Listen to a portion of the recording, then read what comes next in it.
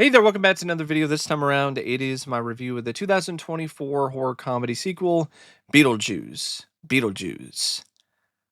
Now, as legacy sequels go, especially when it comes to legacy sequels that come out multiple decades after the first film, this isn't that bad.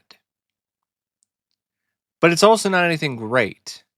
And it's nowhere near as good as the first movie.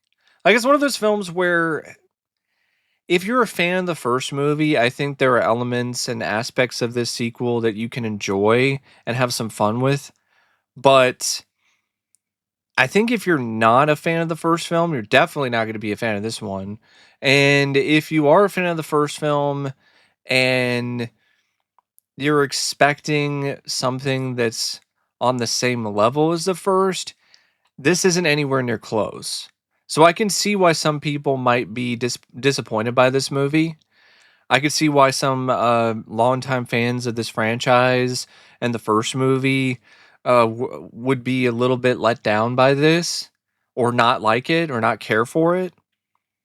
But there's enough creativity and imagination in this, even as unfocused as the film is, that I did have some fun with it.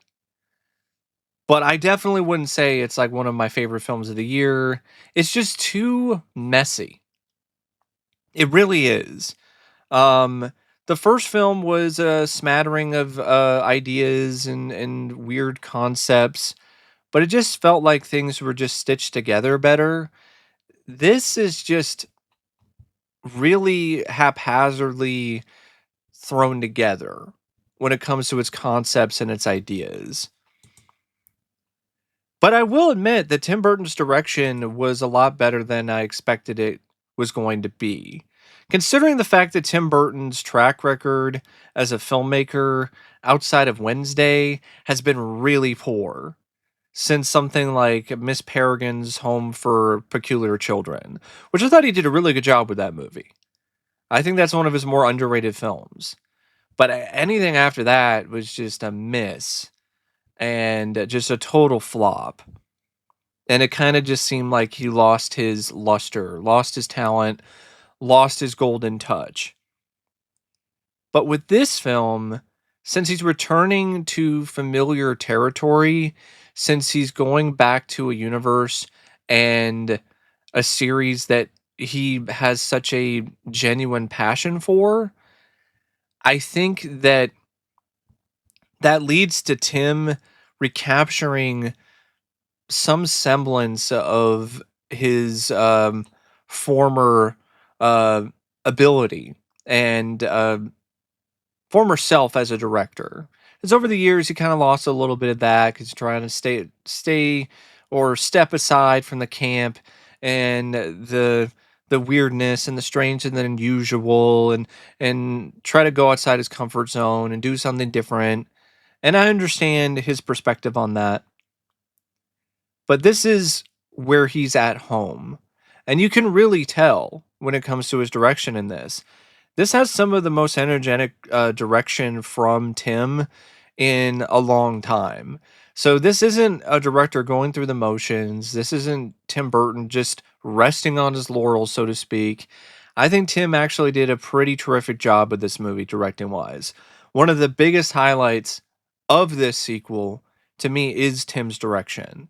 Some great wide shots in this, some really good usage of, camera angles and various other sort of techniques that are very typical for Burton that definitely do create this very off-kilter, surreal vibe and look to the film, which is exactly what exemplifies Beetlejuice. So I feel that this definitely is not a letdown when it comes to its visual style or its flair. Tim Burton comes back to this universe and it's like he never left. The way that he shoots all the different practical effects and the different significant set pieces in the film are really strong. And it's just a film visually that pops.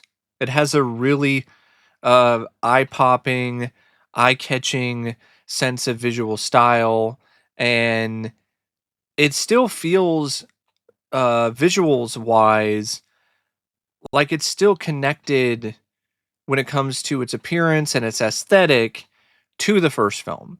So it doesn't really feel like it's so tonally or visually different from the first movie. So I feel Tim does a good job threading things together when it comes to this film's visual style, which has a lot of familiar elements and aspects to it to the first film, but also injecting a few things here and there visually that are a little bit more modern.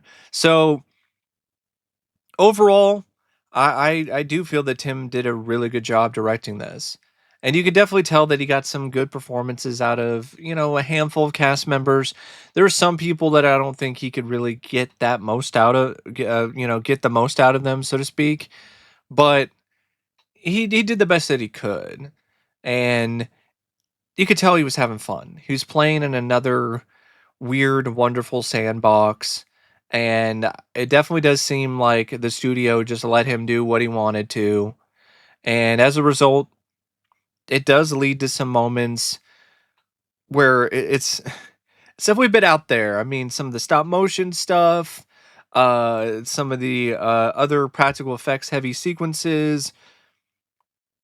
I think it's something that, especially in today's day and age, surprisingly enough, it is surprising and kind of jarring to see so many practical sets, to see so much done in camera, to see so much practical makeup effects and all of that. That is something that is kind of jarring nowadays, but in a good way. Like it's like, whoa, you're taken aback by it because you don't see it as much nowadays. And a big reason why a lot of that is in this movie is because of Burton. He insisted upon that.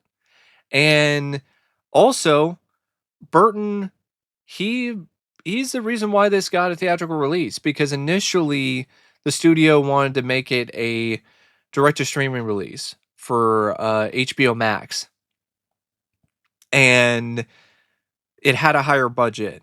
But Burton was like, "No, I this has to be released theatrically."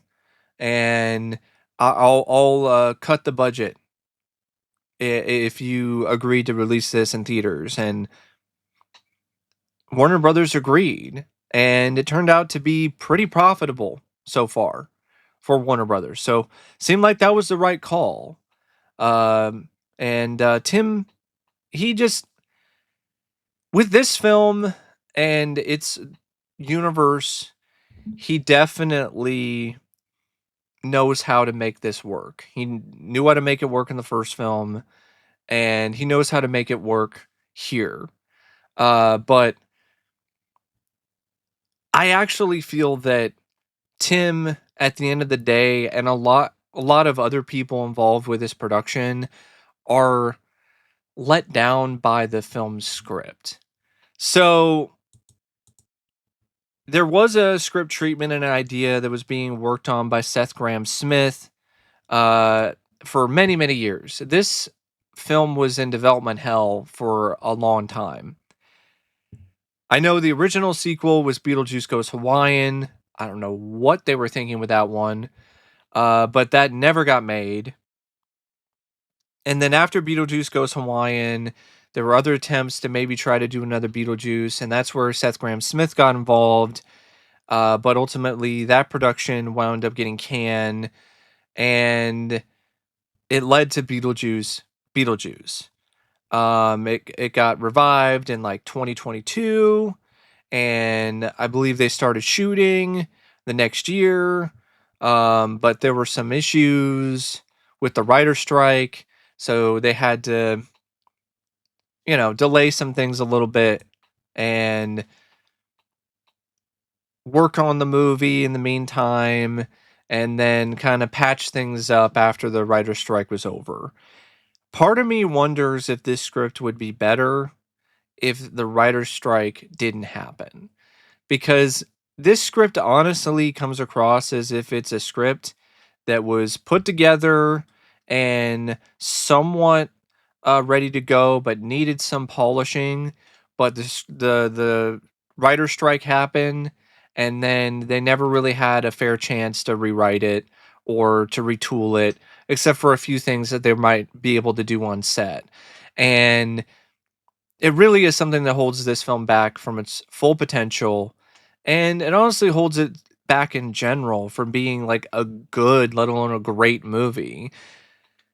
It's just a mess. It's a mad mess of wild ideas that are just slapped together. And I like a lot of the ideas that are present in it, but there are a lot of things about this script that I also don't like because of how all of these ideas and concepts don't necessarily fit together that well.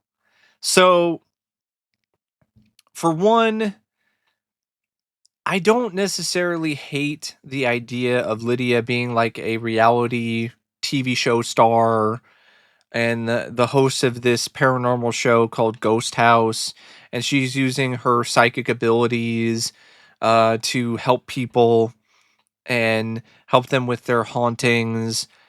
I don't mind that. I think it's a nice little twist and modernizes things in a nice way.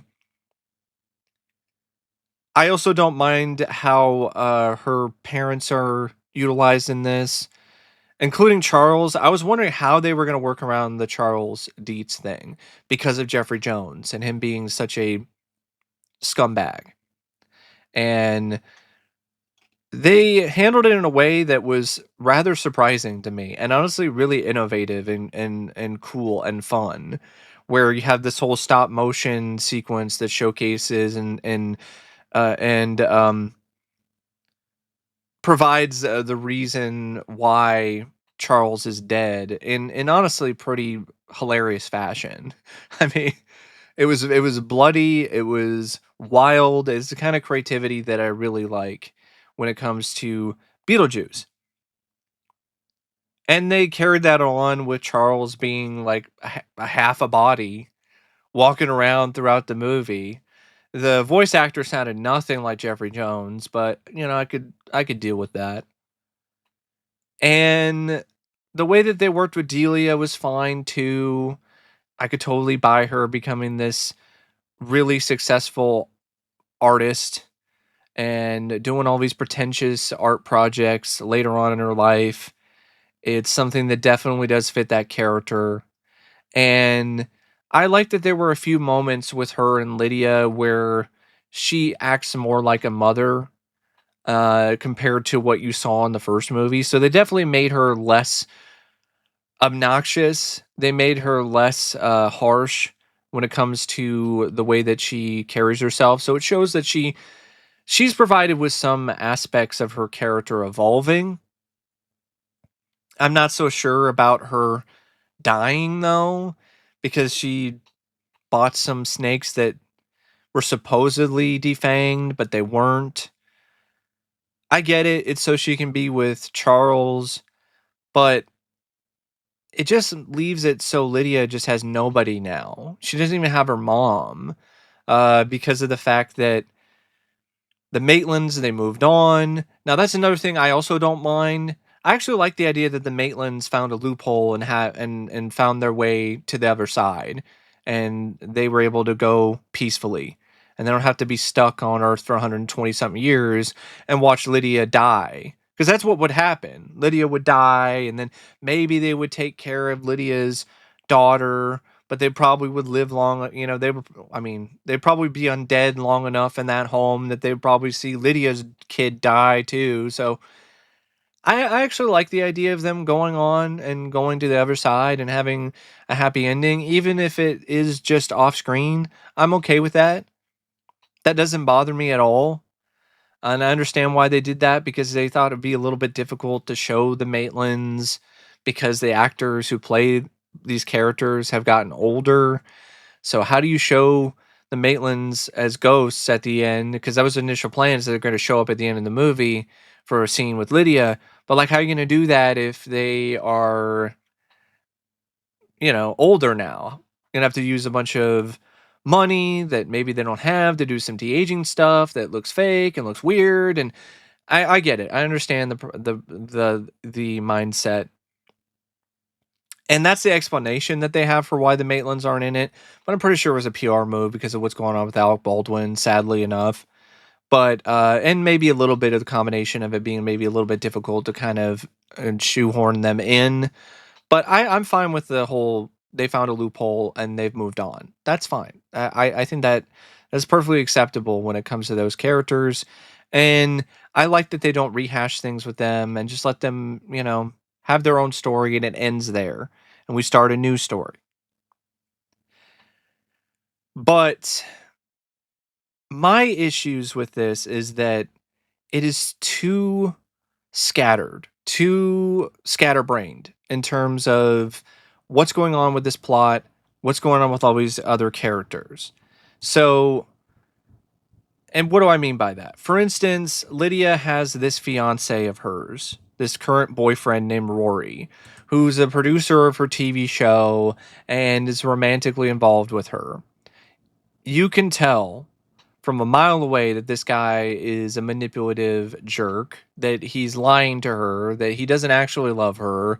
So when they just drag this thing out so long to the point at the end when Beetlejuice literally injects a truth serum into the guy so Lydia can finally hear the truth about this guy, it's lame. I don't think they needed to do that. I understand what they're trying to do to show that Lydia is able to stand up for herself, but she only is able to do that because Beetlejuice comes in and gives the guy a truth serum. She doesn't figure it out herself that the guy is a manipulative jerk who just wants her money. She's still willing to marry the guy because she's still very meek and weak and easily manipulated. And I don't like that about the way that these writers handle things with Lydia's character.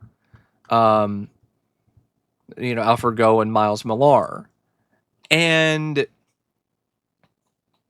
I think honestly, they should have just done the whole stuff with her husband who died in the Amazon and just have him be alive. And they're a couple. And he just doesn't believe in ghosts. He's a skeptic. Her husband's a skeptic. He loves Lydia. He loves his daughter too.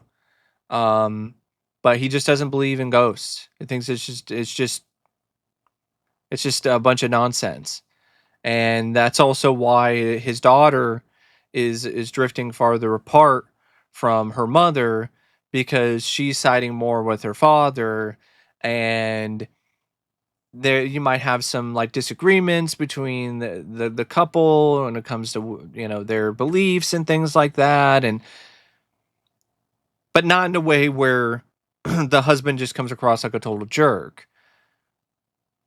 Because I like the idea that Lydia is a horror fan. That's how she met her husband at a Mario Bava film festival. I think that's really cool. That's really fun. I'll also give the script some credit for this. This is a fun idea. They had this whole flashback scene when it comes to Beetlejuice meeting Dolores, and it's all done in sepia tone and black and white and dubbed in Italian with subtitles as a direct reference to like Mario Bava movies. I thought that was a fun touch, I have to admit. The whole, oh, the husband's a manipulative liar. Like, come on now. We didn't need to do that. That's such a cliche. Just have them be a normal couple and the husband just doesn't believe in ghosts. That's fine. And speaking of ghosts, the stuff with the ghost of the most himself, Beetlejuice. I like that he's not in it a ton, just like the first movie, so you're not overplaying things and overdoing it. But other than like a handful of moments, it's not nearly as sharp or as witty or as funny when it comes to his moments as the first movie. A lot of the funnier bits are just like maybe one or two lines and stuff involving Beetlejuice lip syncing to songs, like a song by Richard Marx or MacArthur Park. But other than that, like The stuff with Beetlejuice was a little bit, lacking to me, because there's a lot of just, "We gotta get move the plot along" kinda dialogue, and I don't know, maybe it was Keaton, maybe he's just a little older now and he can't bring the same energy, but it just wasn't really the same. It just felt like he was restrained also in some weird way, like he was being held back from being wilder and loonier and crazier, which that's not at all what you want from Beetlejuice. You got more of that manic energy from the Beetle Baby than you actually got from Beetlejuice himself. And I like the whole idea of his ex-wife Dolores being involved in the story. Her introduction in this is amazing and one of my favorite scenes in the film, and honestly, one of my favorite scenes I've seen in any movie this year. When she puts her self back together again to the Bee Gees song "Tragedy." I love that scene. I love the way that it's set up. I love the way that it's executed, and I like the idea. You know, she's the ex-wife that Beetlejuice was talking about. How she doesn't mean anything, in the first movie when he pulls out the finger with the ring still on it. I like that there's a connection there. But at the same time, the script does nothing with that. And that's really disappointing. Like, this character, Dolores, has a great introduction. She's a very memorable, strong femme fatale, if you ask me, just from her appearance and her actions. She's literally sucking the life out of people and turning them into piles of goo. Like, I think it's a really cool idea, and it's all done practically, so it's fun to see. And you do nothing with this character. She shows up every now and then and sucks some souls, and then shows up at the end at the wedding and then gets eaten by a sandworm. They completely wasted this character. And it's a damn shame. This character should have been the main villain throughout the entire movie. It should have been her and Beetlejuice.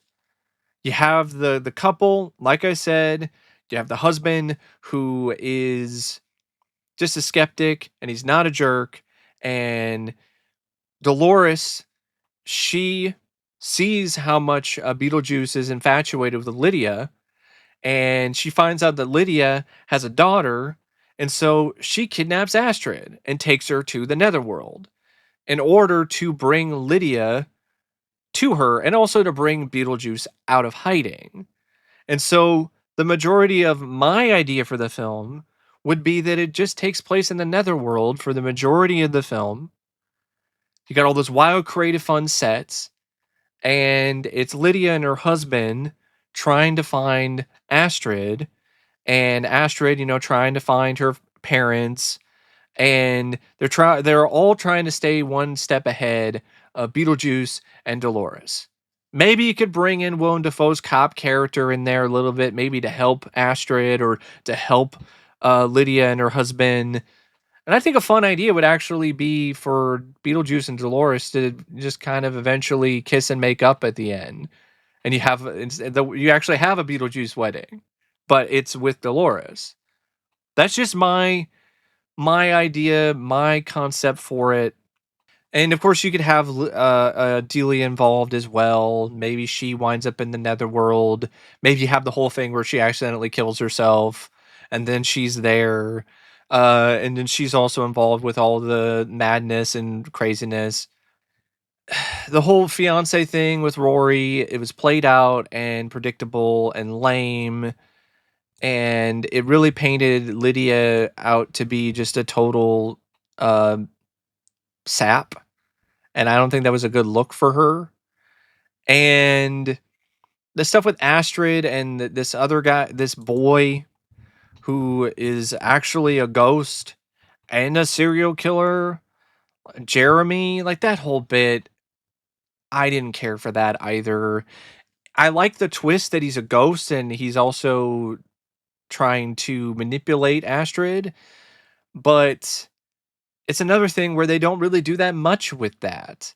Okay, he manipulates her to go into the netherworld, and he does this whole thing where he gets her to trade her life for his, and then he's easily taken out by Beetlejuice at the end, who just shows up, takes the place of the guy who's going to stamp his ticket, and sends the guy to hell. I like Beetlejuice's line, where he's like, Dostoevsky said, as Dostoevsky once said, "Later, fucker." Like, I like that, but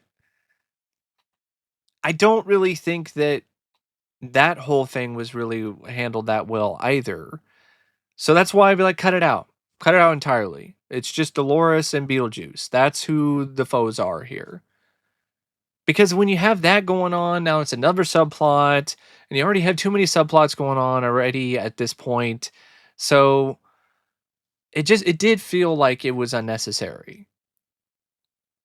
And speaking of Astrid, I mean the whole stuff where she doesn't like her mom because of the fact that she's some angsty teenager who is pissed off at her mom because she's into the paranormal, and she thinks she's lame, and she's also mad at her because she can't see or locate her father and talk to him, which I'm like, why can't she do that? That's the other thing. It's like, why can't she see him? Because there's even a bit where her husband says something where he's like, "I'm always there. I'm watching over you guys." It's like, well, then why can't she see you? Like, is it because you're working at the Soul train station, and you can't, and that's what you're doing for pretty much all of eternity, so you can't see them while you're on your lunch break? Like, I don't, or you don't have lunch breaks. There's no lunch breaks. There's no breaks. I don't really get why she can't see him. Um, s- Especially when he says I'm there. So that is kind of not necessarily the best addition or aspect of the script. I like the Bobs, but what in the hell happened when they went into the real world and then they never got brought back to the netherworld? As far as we know, they're still running around in this small town. Like, huh? Also, speaking of the Bobs, how did Beetlejuice get his head back to a normal size? Like, how did that happen? That's not explained. He has this group of Bobs that are working for him, but there's no explanation for how he unshrunk his head. I know a lot of people were wondering, a lot of fans were like, how did you unshrink his head? Never explained. Don't know. He just got it unshrunk somehow. Also, how did he get a job working for the Netherworld in the first place? After what he did, all the rules that he broke, all the different things that he did in the first movie, and how much Juno didn't trust him, and how did he get a job in the Netherworld? The ending, like I said, complete waste of Dolores. And the whole truth serum bit, I liked when Lydia punched him, but still a weak character, and I'm fine with that not happening. And instead, maybe she punches Beetlejuice. I'd rather see that, because the whole thing is about her overcoming her fear of Beetlejuice. That's the whole thing in the script, is that she's got PTSD over Beetlejuice. And she kind of does at the end when she says Beetlejuice, Beetlejuice, Beetlejuice, and makes him pop like a balloon. But like, that wasn't as satisfying to me. Like, that didn't seem like it was, that big grand moment of conquering her fear that I thought the script was building up to. And yeah, the stuff with Astrid, it's just the character comes across as unlikable. Unlike what happened with Lydia in the first movie, her parents were genuinely awful and didn't seem like they really did connect with their daughter. That really isn't the case with Lydia and her daughter. And so you don't sympathize with Astrid as much. She just comes across as selfish and petulant and kind of annoying. And then when she runs into Jeremy and then has this whole doomed romance thing, and then gets taken to the netherworld, and now her uh, uh, now her mother's going to search for her and all this other sort of stuff. It's just not as, it's definitely not as engaging as the stuff involving Lydia and the Maitlands and Beetlejuice in the first movie. And the whole wedding scene at the end, I will admit, it did go on a bit long. I like the idea of the MacArthur Park sing along. It's a silly song, and it did crack me up seeing Beetlejuice lip sync to it and people doing the dancing and everything. But that scene really did drag a bit. But that scene also had some other great moments. Like, I love the scene where Beetlejuice uses his powers to suck everybody, all the TikTokers, all the social media people, right into their phones. Like, that was a really cool idea. And that's the creativity and the innovation that I love about Beetlejuice. In theory, there are some other things that I don't mind. Like the fact that Willem Dafoe's character, Wolf, he's a ghost detective who was a B movie action star when he was alive. That's a fun idea, but it's not that fleshed out because that character doesn't really have a ton of screen time. So they have all these characters like Dolores and the cop, uh, you know, B movie actor turned ghost cop, but they don't flesh these characters out that much. And there are a lot of points in the movie where they just aren't there. And now we're just focusing on this other subplot, like Astrid and Jeremy, or what's going on with Lydia and her mom and her fiance, and so on and so forth. There's other things like the Beetle baby, which is like, okay. I mean, it was pretty shocking when Lydia got pregnant in like 30 seconds and gave birth to the Beetle baby in one scene. I did not expect that. But the Beetle baby itself was just typical sort of stuff. We're just running around nibbling on people and basically just acting like, I don't know, honestly, acting a lot like Chucky. It even looked like Chucky to me. It was like the crossover that Beetlejuice and Chucky fans, I guess, wanted to see after all these years. I was surprised by how much they got away with that baby, by the way. Like, that baby was, like, biting people in a nightmare scene at the end, and blood was spraying everywhere. Like, I was really surprised by that. But speaking of that scene, that's just a weird way to end the movie. Like, it's just like, huh? So you have what you think is this nice happy ending for Lydia, where she gets to see her daughter grow up, see her daughter find a husband who's like a Dracula who works at Dracula's castle in Romania, that she met while Lydia and her daughter are going to see all these creepy places, which is what they were going to do one time with when her husband was alive. And you're like, "Oh, that's nice. That's sweet." She gets to see the birth of her own granddaughter, and she gets her nice little slice of happiness. No, it's just a nightmare, it's a dream, and Beetlejuice is maybe alive, maybe not. She has a fake out where she's married to Beetlejuice, and it's actually real, and she sees him sleeping next to her, and then she wakes up, and then there's no one in bed, and then the movie ends, and you're like, I don't what? Like, huh? But there's a lot of huh moments with this movie. A literal soul train? Like, really? A literal soul train. We did not need a literal soul train. That was lame as hell. Yeah, it's just the script is a mess. It's the biggest thing that lets this film down. Because the cast is fine. Michael Keaton, yeah, it's not the same amount of energy as the first, but I wasn't expecting that because he's older now. Keaton's still having fun with the role, and you can tell. And there's only so much he can do with lines like "the juice is loose." So he's doing the best he can. And I still think he steps into the role, with ease, and he's still as sleazy and as fun as he ever was. Just isn't given as much good material to work with as the first movie. Winona Ryder, I liked her in this. I feel that she did a really good job playing what I would envision a grown up Lydia to be. She's still just as inquisitive and just as curious about the paranormal and things that are strange and unusual as she was when she was younger.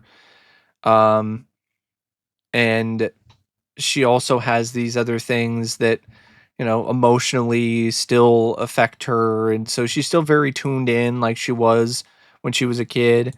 So it makes sense that she would have some issues with her emotions and dealing with them and dealing with her own ghosts, so to speak. Catherine O'Hara, a lot of ways she's just playing her character from Schitt's Creek, but it's still fun to see her. And there's a lot of her Schitt's Creek character anyway in Delia, so like the two actually mesh together fairly well.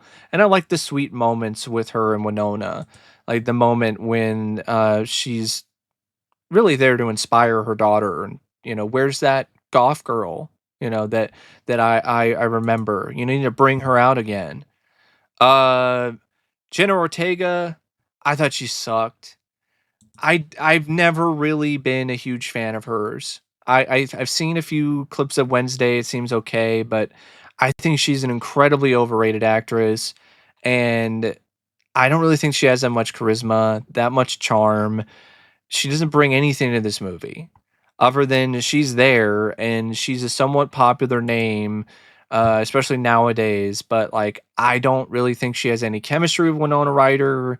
I don't think her performance is really that strong. It's honestly just mediocre at best. Like her comic timing, her deadpan, a lot of that just isn't really working for me. And Justin Theroux is another one that I thought was just bad. I thought this guy was just really terrible to me. Like his performance was cringe-inducing at times, awkward. He wasn't funny. He wasn't menacing. He was just lousy. I don't know why th- he was cast in this role, and I don't know what they were thinking with this entire character, to be honest. Monica Bellucci was great. I know that she is in this because she's married to Tim, but I still thought she did a really good job with her sadly nothing role, but she definitely made an impression on me. Willem Dafoe was fun as Wolf Jackson, but he wasn't in it a ton and didn't have a ton to do most of the time. And the rest of the cast, I mean, Danny DeVito as a janitor in the beginning, it was fun to see him, you know. But I mean, yeah, it's not a bad cast, but like when you have a script that's just as messy and as unfocused as the screenplay is that they're working with, there's only so much the cast can do. And I think it looks good. I think it's got some good cinematography by Harris Zambarkolokos. I think it's got some solid editing by Jay Nindi. It's got a weird last name. I apologize for butchering that one. It's got some good technical aspects. It looks good, has some good production values at times. It was surprising to see some actual stop motion in the sandworm scenes. And I think Danny Elfman's score is still good, but a lot of it is still just rehashed notes from the original. But I liked his remixed version of the original theme in the beginning that had a little bit of some guitar work, like electric guitar work and some synths, which is kind of cool. It's a film that I had some fun with it for some of the creativity, some of the ideas, some of the gags, and to see some of these characters that I love again. And I think Tim did a good job coming back to the director's chair. But yeah, it's not great.